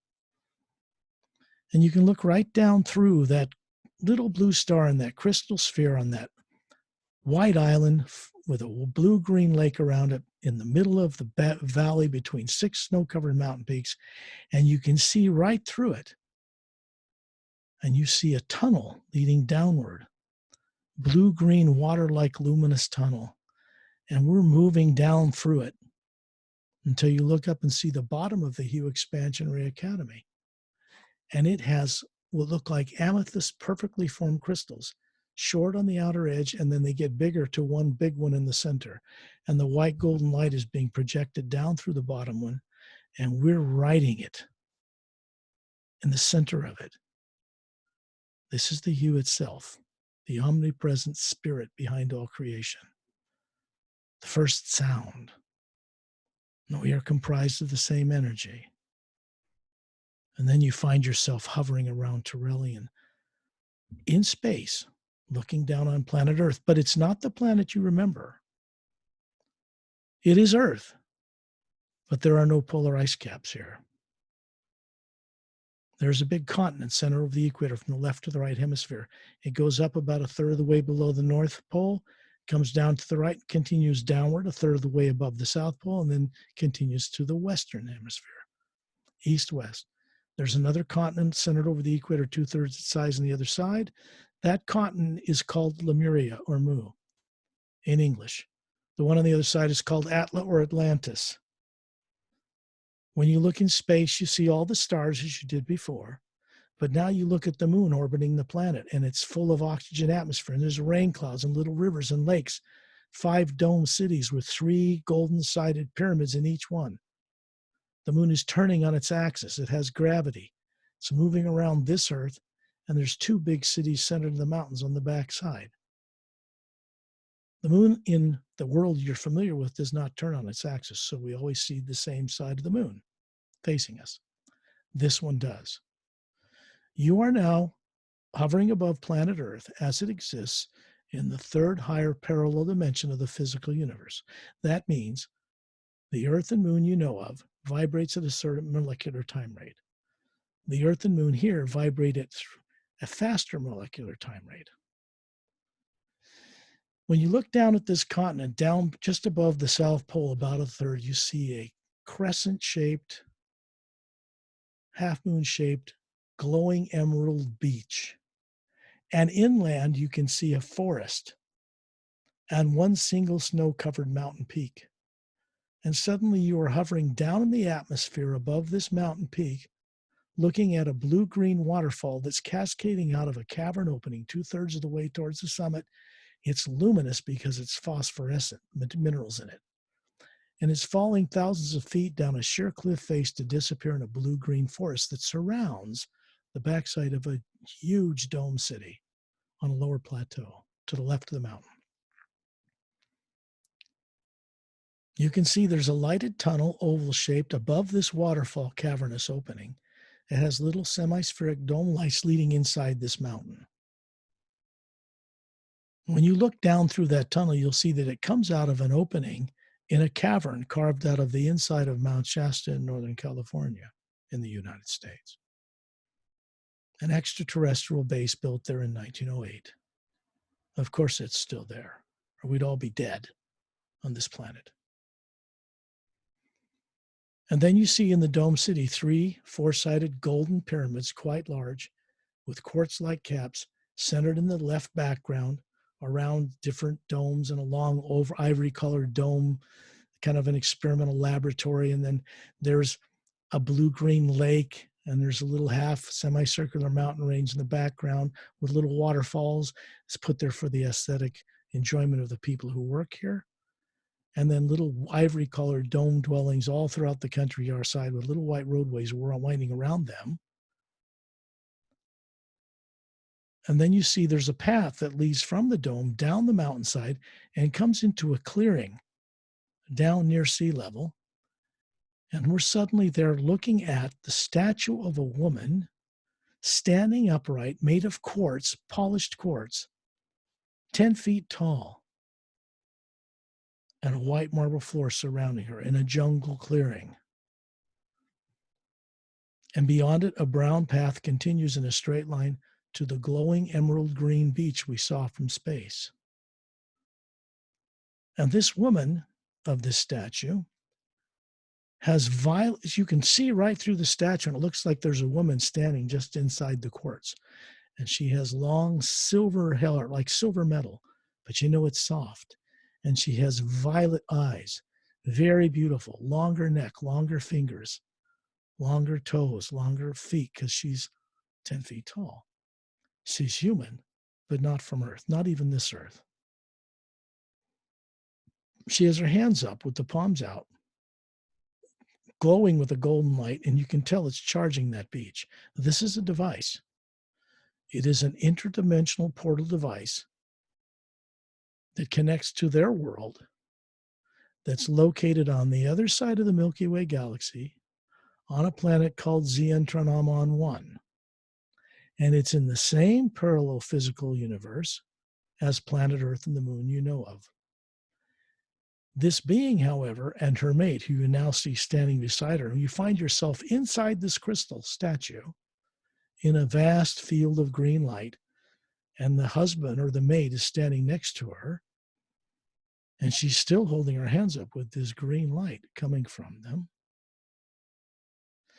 And they show you an image in this green light of what their world looks like. And you can tell it's forming right there in the atmosphere, and it 4 times bigger than Earth. No polar ice caps, covered with little continents all over it, little oceans everywhere, and dome cities, dozens of them. And then you can see 3 moons the size of Earth at different distances circling this planet. No polar ice caps and dome cities on them. And in the distance, you can see 3 suns appear that these planets are circling around, like looking at a solar system. The closest is a blue-white giant sun. In the distance, further away is a yellow sun like our sun, much smaller, and further away, a red dwarf. These planets circle a trinary sun system.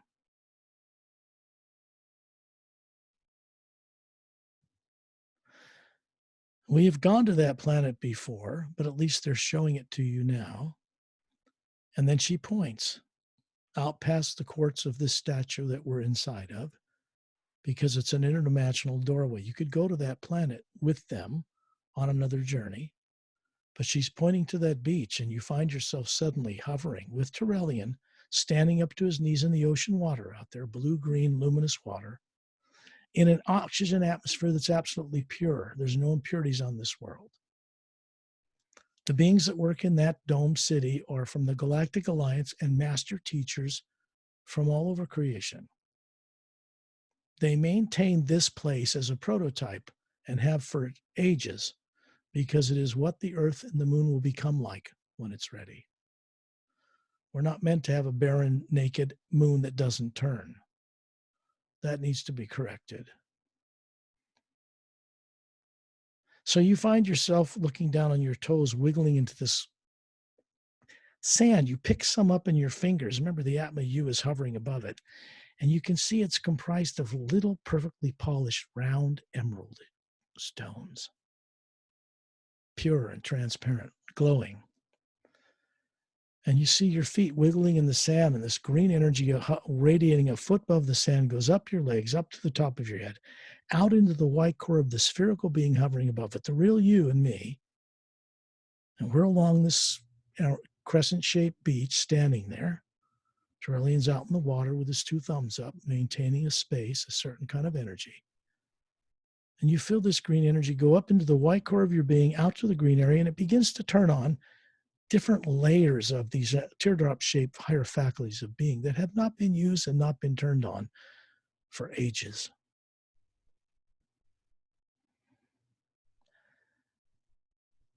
And then we find ourselves above this planet in space, radiant golden white light everywhere, and we're looking at the stars of the galaxy. We're looking at the planet with no polar ice caps. We're looking at this living moon turning on its axis, the sun in the distance, hearing the sound of the hue, and then it changes to the world you know, with polar ice caps, a barren moon that doesn't turn on its axis, and the sun in the distance. And then you find yourself hovering at 10,000 feet in the atmosphere where you live, day or night.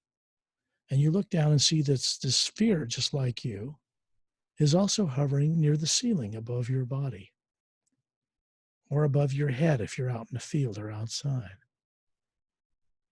And you look kindly down on that form on earth.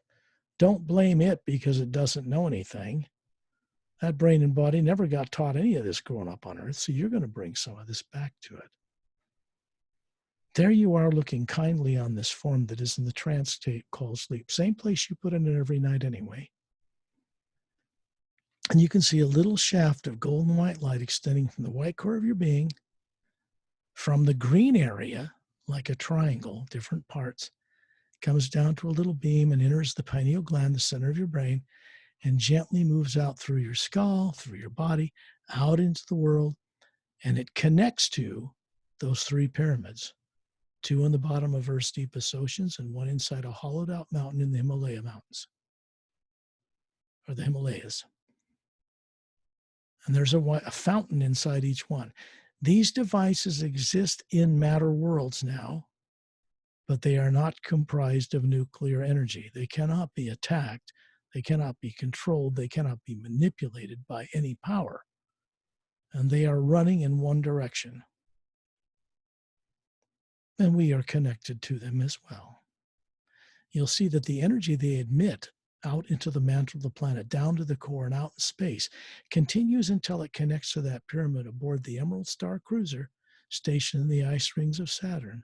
It goes out to the one stationed between two stationary asteroids in the asteroid belt between Mars and Jupiter in our solar system. And then it goes out to connect with one stationed between each star now.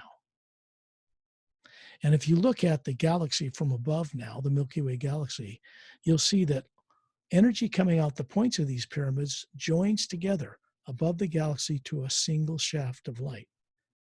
And it goes all the way up to that little blue star in that glass blue sphere, hovering above that blue golden pedestal on that island between the 6 mountain peaks and the U Expansion Ray Academy.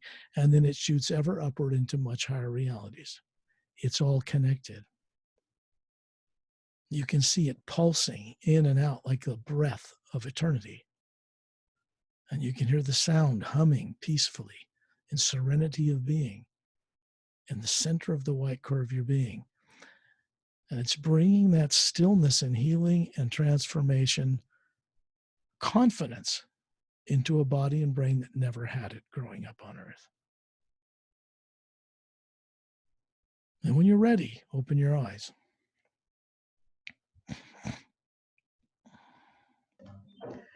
Thank you for the journey, Scott. I appreciate it.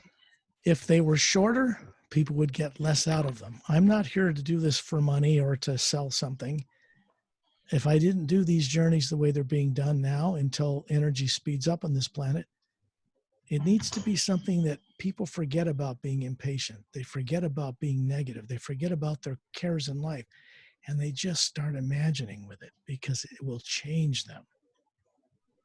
There's a certain protection that comes with the hue when you start working with it that is not reversible. It only works one way, and it heads back to the source from whence we all came. We're supposed to be returning to that source and helping you create new ways of doing things. That's our purpose as beings. So it's time the people of Earth started joining in with so many that are doing this now. I think that about covers it, unless you have some questions. I don't have questions, but I would like to tell people that Scott and I, we've been doing this show with no money involved. And then I would like to say thank you very much, Scott, and the beings, he's very patient and helping us, like to really help us. Please go on journey and read the books and you will understand. You will get more experience and get more enlightenment, and you know what it is about. And we have to thank Scott so much for this. I'm just doing my part. I'm just an Atma like you or anybody else on Earth. That they don't know this anymore doesn't make me superior to them. Terrellian doesn't think he's superior, and he's millions of years more evolved than we are. Because he knows what we really are, and it's just like him. He can't be condescending to anybody that way. If you go to the source and talk with the source and go to the Hue Expansion Academy, you don't come back lording it over your fellow beings, because it isn't your nature anymore. Changes you. Makes us remember who and what we are and why we're here. And it isn't like what people think. It's much more dynamic and wondrous than that. Well, I want to wish everybody pleasant dreams and good journeys. Remember, you can always play this back once Perry gets it up on her YouTube channel. The books are for sale through Amazon and iTunes and all that, because if I didn't do that, no one could get them. The cost of sending a book overseas is astronomical compared to the cost of a book, so it can't be done that way. So they're printed on demand through Amazon, and Ingram Spark, which gets books in bookstores. They can provide these books around the world. And you can always get an ebook and download it too, because that's connected all over the planet as well. So you can get the techniques in the back of the Savior's Agenda book, and you can also apply them to the Emerald Doorway. This is more about ancient history that isn't known on Earth, starting 100,000 years ago, involving extraterrestrials then. And kind of where they're headed today in this book is more about the nature of what has changed in the consciousness of beings out beyond Earth that makes it possible for them to intervene more in a good way in the affairs of this planet so that we don't destroy ourselves. And that's the way to think about them. Okay? I would say expect the unexpected, right? Because you're surely going to get it. Thank you, Perry, for hosting the show, as always. Yes, I think we'll do another one of these hotel journeys in what month did you say? September? In October. October. Okay. Yeah. Yeah. And then that gets on our YouTube channel too. I think people are charged something to go to that, but let's face it, you have to pay a hotel to even hold one of these things. I don't make money on those things. If Perry can make some money or at least support getting this done, I'm all for it, because she needs to have a way to get function like that happening. It's very difficult for me to consider flying all the way to Thailand. It takes 22 hours to get there from the Western United States, across the Pacific. I had no idea it was so long. The longest journey I ever made was about 10 to Finland or Norway, and I didn't like that. So I'm not about to put this old body through 22 hours of that airplane ride to go and speak at a hotel for 30 or 50 or 100 people. We can do that this way right through the hotel thing. I can be in the US and she can be there, and people can still get the benefit of it. And she'll translate it into Thai from English. It's a unique process. I don't know if anybody else is doing this anywhere in the world this way. It's an experiment. We're doing it. We've been doing it for quite some time. So I'll continue these weekly, Perry, if you like, or bi-weekly. Yes. It's up to you. It's weekly now. I'm starting to take people out into the universe a little more. The ship in the asteroid field, right? Or not the asteroid field, but in the ice rings of Saturn, and what they're doing here and how they're here and why they're here. These aren't ships that military in this world can attack. There's just no way, because they are in a higher frequency of matter in the physical universe. So they wouldn't even see them unless they wanted to be seen. So it's not technology that people on Earth can play with or manipulate to get what they want. No. We're going to have to be a little more humble and accept higher training and accept the kindness of human and other life that are willing to work with us, especially now. The first place they work with most people is when their body's asleep. When they're out of their body at night, they get them above the earth, outside of that negative impacted atmosphere of the planet. Because everything that's ever been done to anybody on earth is still recorded in the atmosphere of the planet. It doesn't leave. It doesn't go into space. The ionosphere prevents that. So this void of space has no negative and positive in it. It cannot record negative events. It's the primary energy, the 0-point toroidal energy that supports, it's the energy of the universe. So when we get out in that, we're above that negative nature, and it's best to be trained and wakened with beings outside of Earth's atmosphere for now, until the Earth is more higher, in a higher frequency, and then it can, in a sense, land right on the planet. Okay, I'll leave everybody with that. Pleasant dreams until next week.